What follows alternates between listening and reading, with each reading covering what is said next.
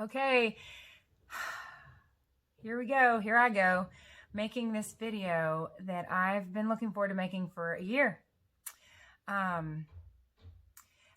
decided just to jump in here and do it with my hair back in a bun, with this bracelet on that my daughter just put on me, with no makeup on, because a couple different reasons. Number one, it's Saturday morning and we are behind on our virtual schoolwork. So we've got some Saturday school today that I'm anxious to get going on. I procrastinated to this point. So we got to get our schoolwork done. Also, I want to make this video like I was talking to a friend. I want to make this video like, I want to talk to you just like I would talk to a friend. And I would definitely talk to a friend with my hair in a bun and no makeup on. So here we go. Okay, today's October 24th. It's my 1-year anniversary. This is actually day 1 of year 2 for me of Bright Line Eating. Bright Line Eating by Susan Pierce Thompson. Check it out. Check her out. brightlineeating.com. Like I said in my first video when I was explaining what I'm doing to lose weight, I've tried 1,000 things like a lot of people. I joined Weight Watchers 9 times. I did LA weight loss. I created little diet programs of my own. I called Jenny Craig one day and was blown away by the questions they were asking me. I was just wanting to know how much it cost, and they were asking me about how sad I was, and I said, I'm not sad, I'm just overweight. So I thought, wow, there's so much money to be made on people's desperation and people's emotions. So anyways, I've tried 1,000 things, and this is the key that turned my lock. This is the answer for me. This is the solution for me. This approaches weight loss from the standpoint of addiction. I really don't know where to look. It's more comfortable for me to look at myself here, but I think I should look at this little, at the camera. So I'm making eye contact with you.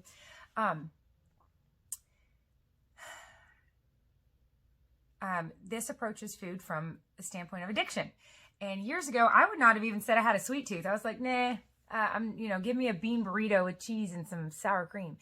I developed a sweet body here when I used sugar I was telling a friend yesterday, I had night class when I was getting my master's degree, and it was 2 hours away. I was teaching school at the academy, which means I was teaching kids with severe behavior disorders.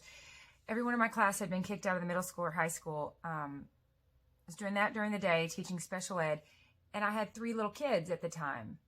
I used sugar and flour to get me through my life. So I became highly, highly, highly addicted to sugar accidentally. I had no clue what I was doing in my body. But anyways, so here is my 1-year video on Bright Line Eating. It has been, all right, I've got these little notes. I scratched them out. We're going to see how this goes. Hopefully, just like in my other video, I can just make my way through this. Sit back, relax, fold laundry, do dishes, do something. This is going to take a while, but, or just listen to it 10 minutes at a time, or don't listen to it. I don't know. It might bore you to tears, but I'm going to make this for anybody interested. And for myself, what good documentation for my kiddos someday. Yeah, right. They won't want to watch this. They live with me. They hear about it all day long. Okay. So I'm going to make my way through this and just kind of highlight as I go. This past year has been perfectly imperfect.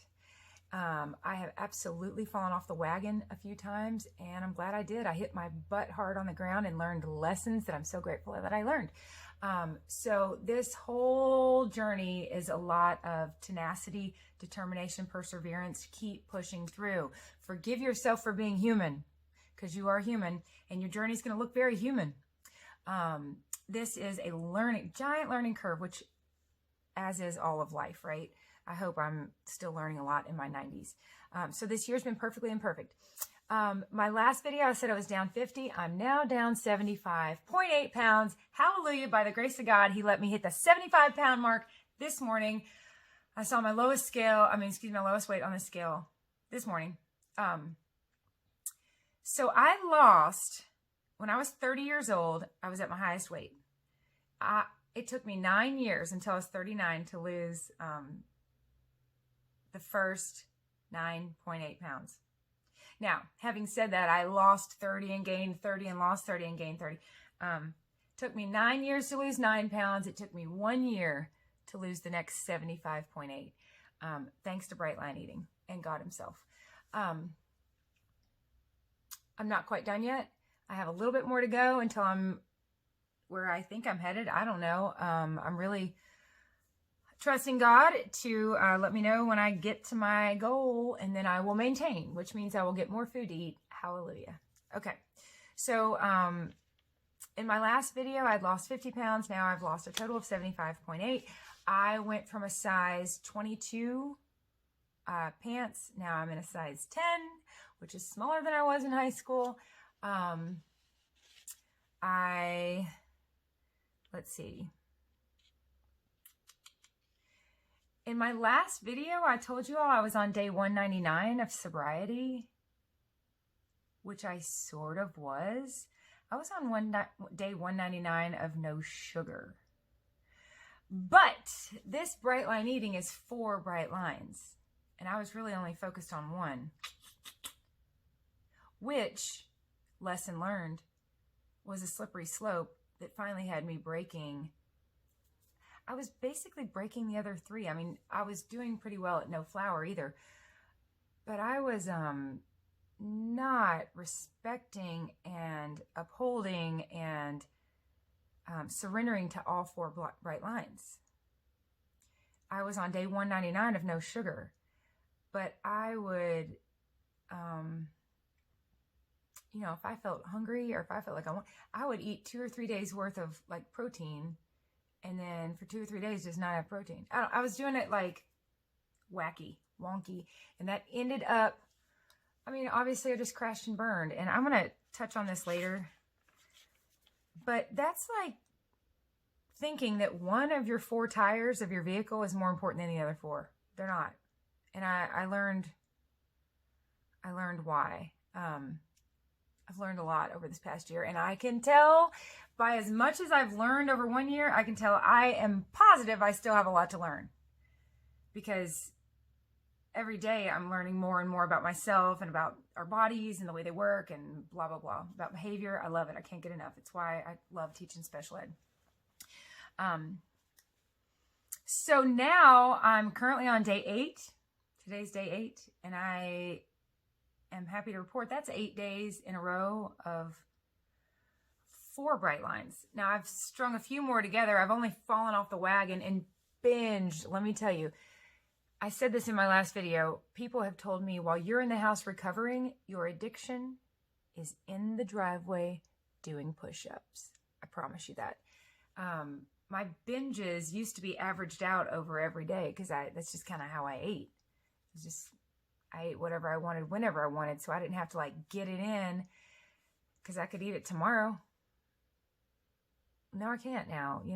I'm surrendering to this program. So now, when I used to fall off the wagon, by the grace of God, I won't again, but I would say I probably will at some point. I don't know. It's rough, you guys. It's rough. It is rough. So, I've only fallen off the wagon a few times and just said, forget it. Whatever I want. My brain goes into this crazy, it's like primal, involuntary. I heard someone talking about training dogs the other day. They said you can have the most well-trained dog, but if that male gets around another male and there's a female in heat, it's over. If my brain gets to the point where I take that first bite of it's over. Susan Pierce Thompson. And no offense, Susan, but you know this to be true. I don't think Susan Pierce Thompson could pull up in my driveway and get out and look me in the eyes and start talking to me about, I'd be like, we're gonna have to talk about this tomorrow because I'm mid-binge, girl. Just let me at it. Eating it's so obsessive, it's so compulsive, and it is so addiction. There's no other word for it. It is neural pathways laid in this brain of mine. So, anyways, I've just lost my train of thought. I'm gonna jump back on. I'm jumping back on here. I'd love to remember why did I start talking about that? I've fallen off the wagon. Oh, I've fallen off the wagon a few times. I don't know, maybe over 365 days, maybe 8 times, where I just ate. Okay, I just let myself eat whatever I wanted, and I went straight for my, if you've got a brain like mine, you've got your thing. You've got your thing where you get your best high, your best hit, and mine involved Dairy Queen right down the road. So I'm on day 8 now, but there's so much more integrity now with that 8 than there was with that 199. I thought my mom was like, well, it still worked. You still lost a lot of weight. And I was like, but did it work? No, it didn't. I lost weight, but I didn't gain freedom. And that's what I'm after. Okay. So this has been a giant blessing in my life.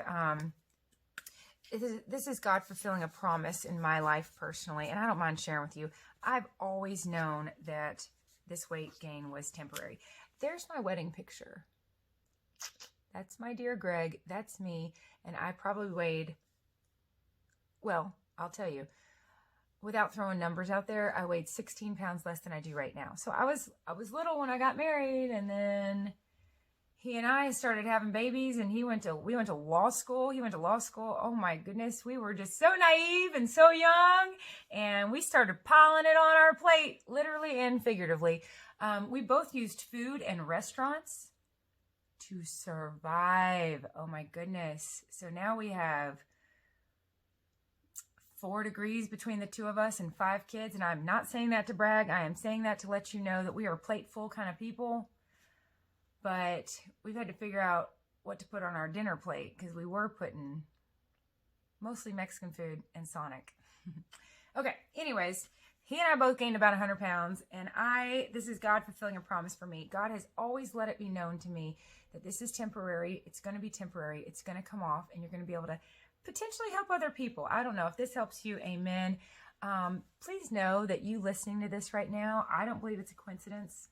I saw a girl at Walmart yesterday. Her shirt said, I'm not lucky, I'm blessed. I don't believe in luck. I don't believe in coincidence. I do not believe this is a small world. When crazy things happen, like I bought a couch from a girl the other day, and she said, do you know this family that lives in this place? And I said, that's us. Yes, I do know them. That's me. And she said, I used to live in that house. She used to live in this house that was built in 1829. That's happened to me more than once now, where I meet total strangers that tell me they used to live in my home.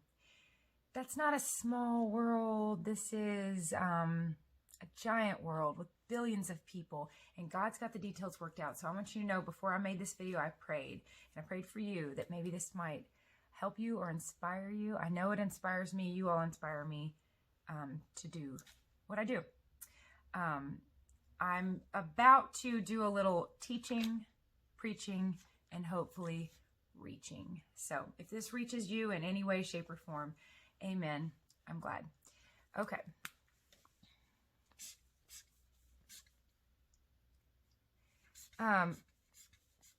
Like I said, I never took being overweight as my identity. Ever. I always saw it as temporary. And I remember I had a close family friend. I looked at a picture and I said, whoa, me at my heaviest weight.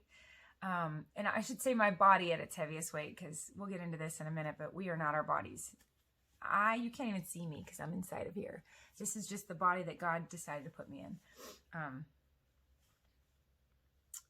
I looked at a picture and I was like, whoa, I almost don't even recognize myself. And a close family friend said, oh, you're in denial. And I thought, no, I'm not in denial. I'm not denying that that's what my body looks like. But that's not me. And it's not even the body that God designed. Human beings, we're in these amazing bodies that can do these amazing things that, on a cellular level, it is mind-boggling and nothing short of miraculous. I ran into a friend at Walmart yesterday, and she was talking to me about Psalm 139, saying he knit us together in our mother's womb. He knows exactly what our life, how it's going to unfold, all the people that we'll encounter. And when our work is done, and he takes us home. So if you're still here, there's still work for you to do. I promise you that. But our bodies are amazing. And if you think, I always think of a gazelle, like a deer,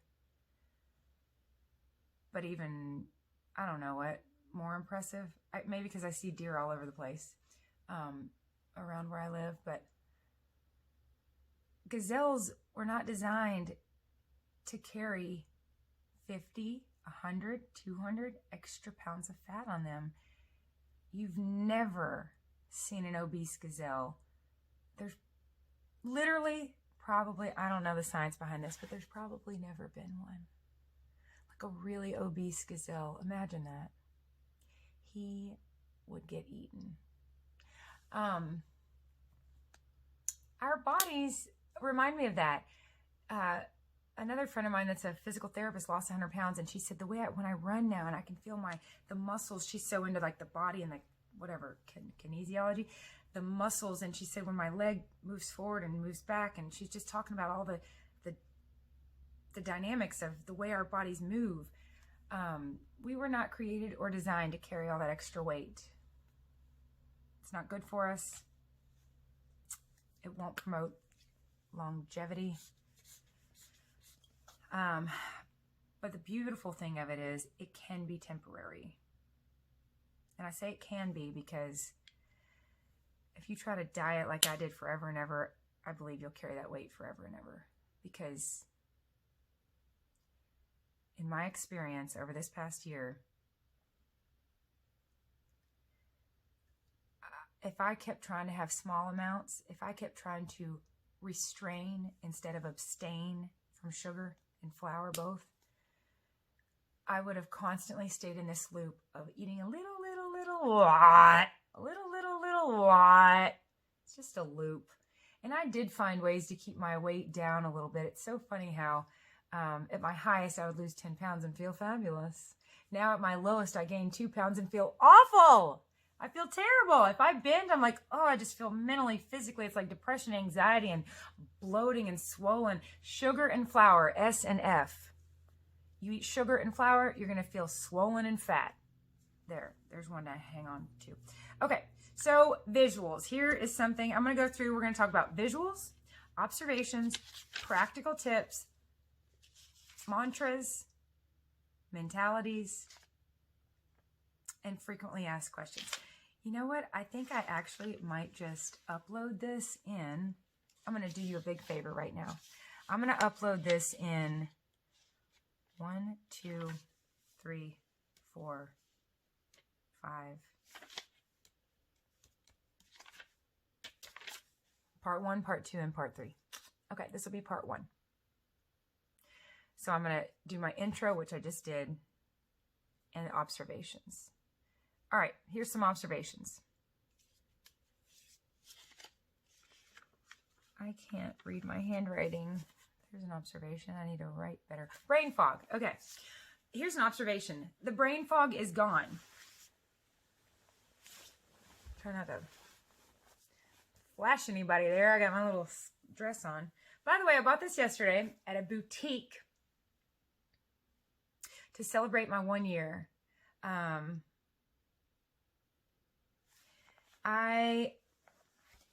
I'm not going to do observations yet. I'm going to do visuals. I believe I'm now more, after doing this for a year, more disciplined, more confident, more feminine, which I promise you as a Christian woman, I believe women, I believe we're supposed to love and enjoy our role here on this planet. And I can tell you I do. I love and enjoy mine.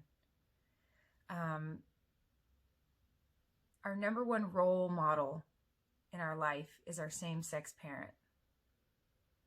So the number one person that models that role for us is our same-sex parent. I've got these little girls now that have never seen me wear dresses. And now, for Halloween, they convinced me to buy a mermaid dress. That is my mermaid dress that I'm wearing on Halloween, because I'm going to have 2 little mermaid girls and 1 little mermaid dog. And they've convinced me to be a mermaid with them. But when I was at my heaviest, I didn't want to wear dresses because, to be honest, it made me feel like the Disney character, the hippopotamuses in ballerina dresses. That's what I personally always felt like when I was really round, trying to put on high heels. And I just didn't like that feeling. So I figured I'll just wear pants and boots. And anyways, so now, I'll go back for a second. Our Christian roles. And trust me, I realize this is a hot button controversial issue, but whatever. Listen, spiritual warfare is real. There is way more going on than our eyes can see. In fact, I read scripture this morning that what we can see will go away, but what we can't is what's forever. And I'm not naive. I know these are controversial, any kind of woman's issue. There's so many issues right now that are controversial. Okay, it's all a bunch of negative crap and mostly lies. Okay, but I'm really, I'm not going to go down any of those rabbit holes. Except for right now, I will say the role of a Christian woman to represent Christ, represent God, represent the order, represent his creation, his design, is that we are nurturers and we are loving and kind, but we're also smart and funny and all those other great things too. But my children know that my husband is the head of this household. And I'm telling you, I would not want that position. It's him. It's on his shoulders to keep us safe, to keep us fed. I mean, don't get me wrong. I'm educated. I've had jobs. I can go do all that if I want. But when it comes down to it, I take care of details. He takes care of the global. He takes care of more of like the global needs of our home. We are about to buy a farm, and he's getting all that worked out. But I'm the one that's taking care of the nitty gritty around this house, or at least hiring people to help me. I need help. So I do feel more feminine. I believe we're supposed to be feminine. I believe women have been given beauty like flowers. And I think it's a good thing to honor that, enjoy it, and bloom, if you will. So I'm wearing a lot more bright colors. I'm wearing a lot more floral stuff. I don't have it with me right now, but I bought a tumbler, a Tervis tumbler that's all these bright floral patterns. Floral. It's like bright and floral is kind of my new theme. So I feel more disciplined, confident, feminine, lighter, radiant, vibrant, healthy. That's all because of the micronutrients I'm taking in. I eat over 2 pounds a day. No, I don't eat over. I eat literally exactly 32 ounces a day of fruits and vegetables. That all helps with hair, nails, teeth, all that kind of deal.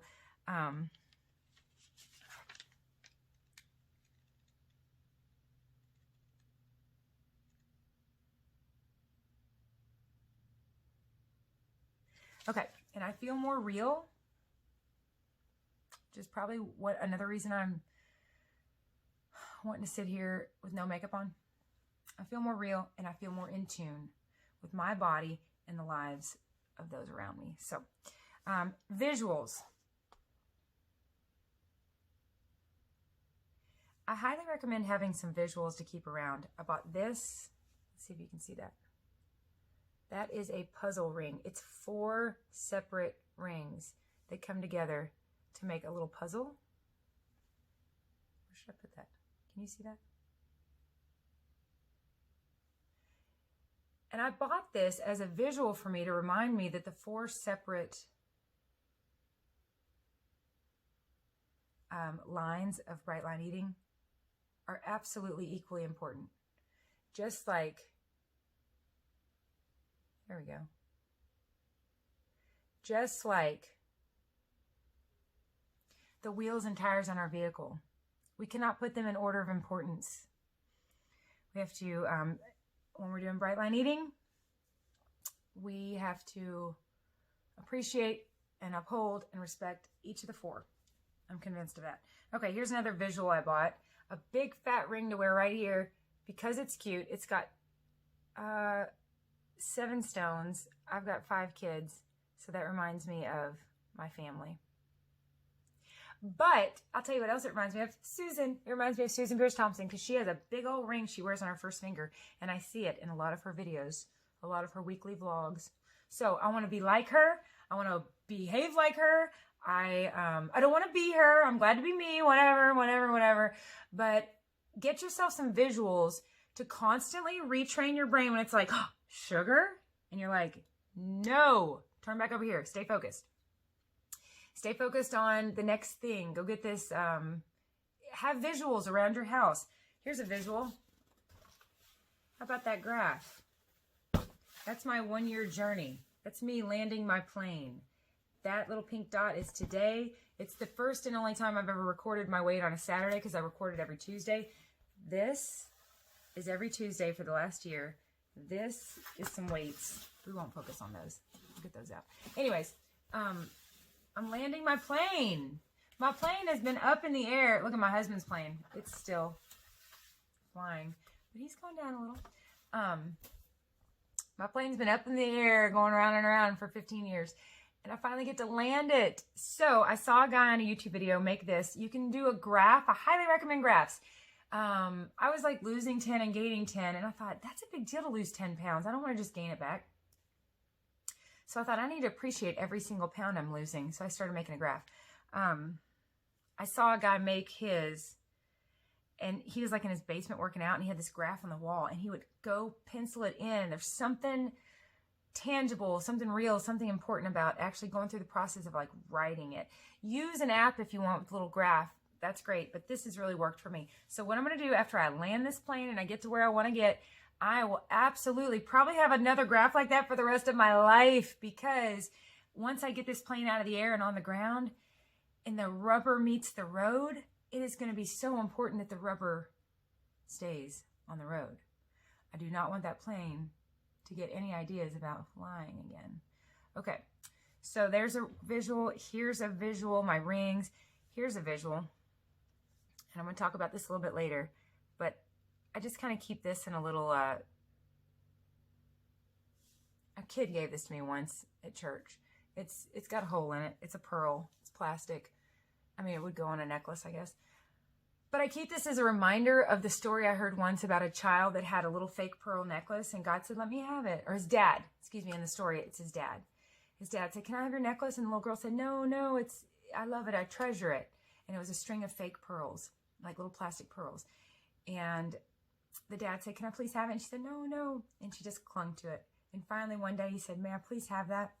And she opened her hands to give him the pearl necklace. And he replaced it with a string of real pearls. And that, I sincerely believe, is what God does with us.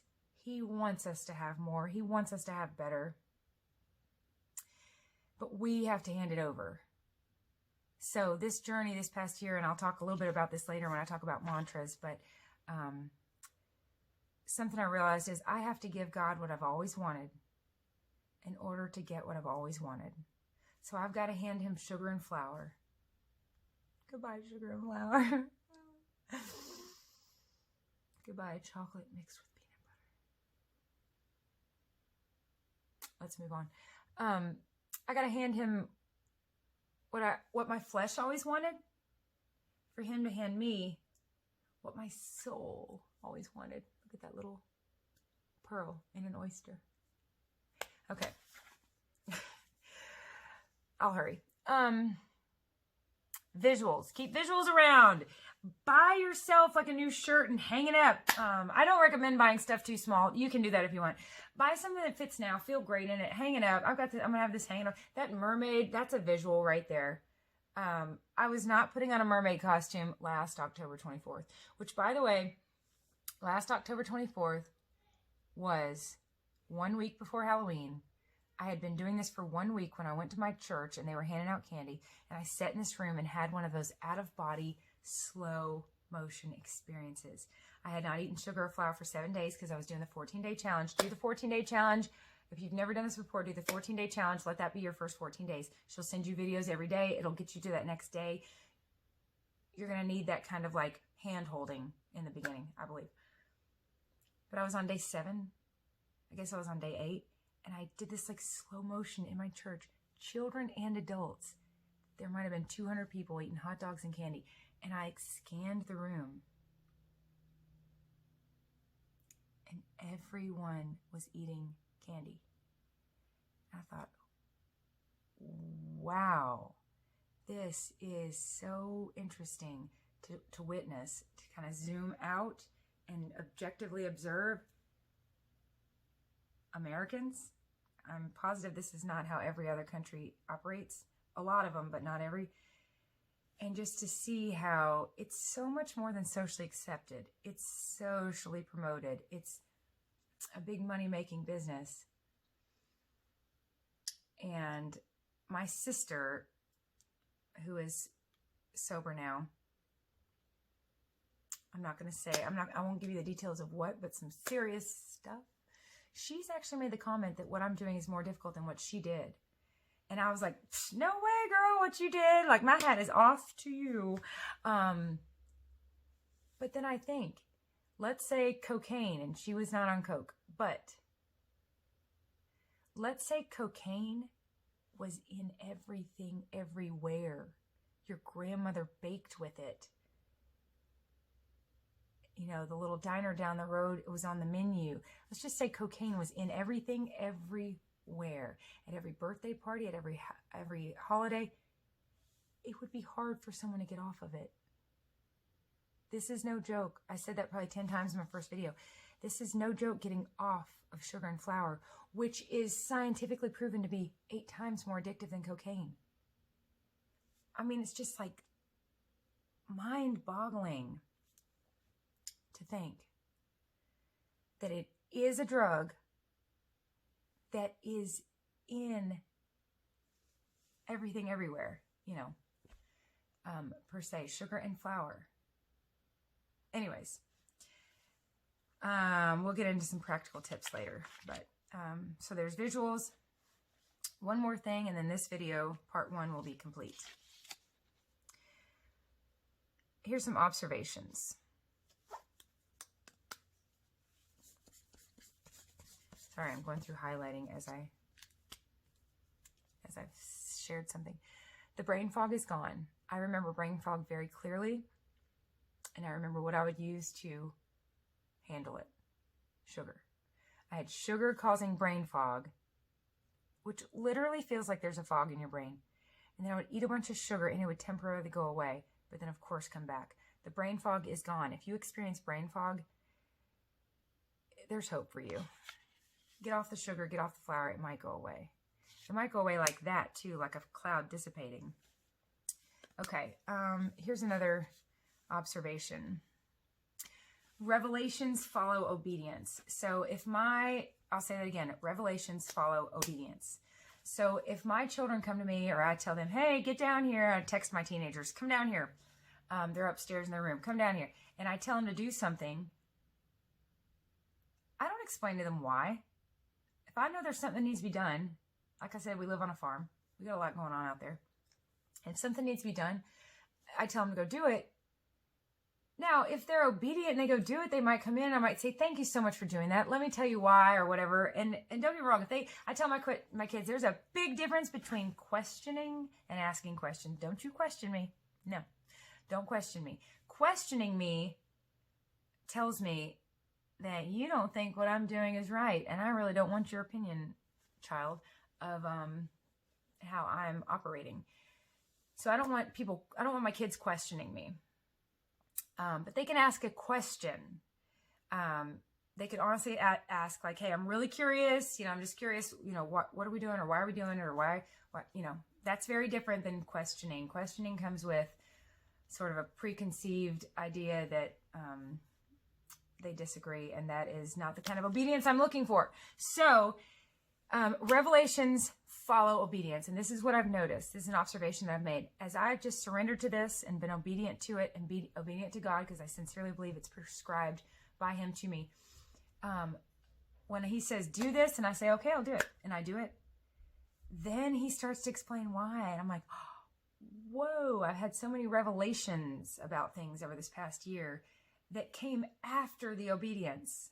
So when he tells me to do it, I really want to, my goal is to just do it. And then hope that maybe he'll share with me more of the science behind it or the understanding about it so that I have a better understanding. But the point is, I don't need the understanding ahead of time to be obedient to my Father. I can just be obedient. Side note, this is my original journal, and it is full of so many journal entries and things that I learned. But here's just one thing I wanted to share. November 3rd, so we're talking like in a little over a week from now, last year. So I'd done this for a little over a week. I put eye-opening. I thought food was the problem. I'm realizing that the problem was that food was the solution to my problems. So anyways, I have a bunch of journal entries. I might type them up someday and make a little book out of it. But journal.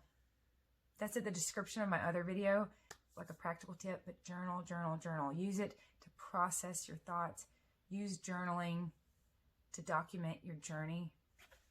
You'll be amazed how far you'll come mentally and emotionally, not just physically, and spiritually in a very short amount of time, like a month, 6 months. Okay. Revelations follow obedience. Here's another observation.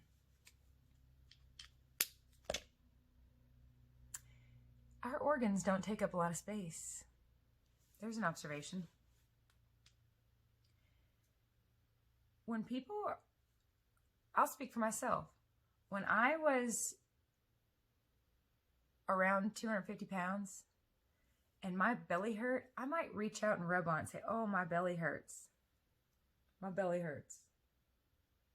My stomach hurts. Okay, my stomach was not out there. And I know that now because I've lost a lot of weight, but I have not lost my stomach. I should have been like at my heaviest when I was pretty round. My body was pretty round. I should have been going like this. Oh, my stomach hurts. Because it's like in there. I'm going to share this with you just for the fun of it. When I was at my heaviest, I had a girl walk up to me. We were living in Arkansas. I had a girl walk up to me and rub on my belly and congratulate me for the baby that was not in there. Oh, you guys. Anybody that has a big belly or has had kids and then when they gain weight, they kind of gain it in their stomach. So many of us have had those experiences where people say, oh, when's the baby now? And you're like, never, because there's not a baby there. Okay. She rubbed on my belly. I've always said I don't know who that was more awkward or uncomfortable for, her or me. To this day, I still think her. I'm glad I wasn't the one that did that. But she went, I said, I'm not pregnant. And she said, oh my gosh, but you have been dieting. Okay, this is hilarious. She worked at the convenience store on campus. So she would see me go in there and try to like find something at a gas station. You're not. Unless they sell bananas and water, don't go in there for anything. She'd see me go in the gas station, try to find something diet. I don't know. I was probably trying to like only eat a little bit of like, where's your smallest candy bar? Okay, no.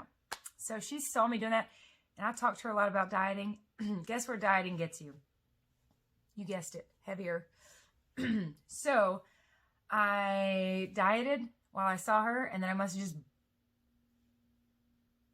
gained my weight back. Which there's no such thing as gaining your weight back. We'll talk about that later.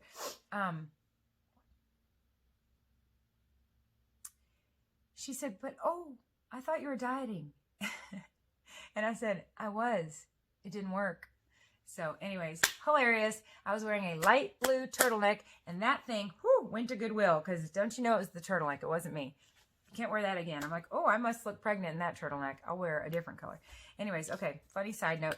But that's an observation. Our organs take up very little space. It really is interesting to me to think my waist can be this big now. It can be pretty small.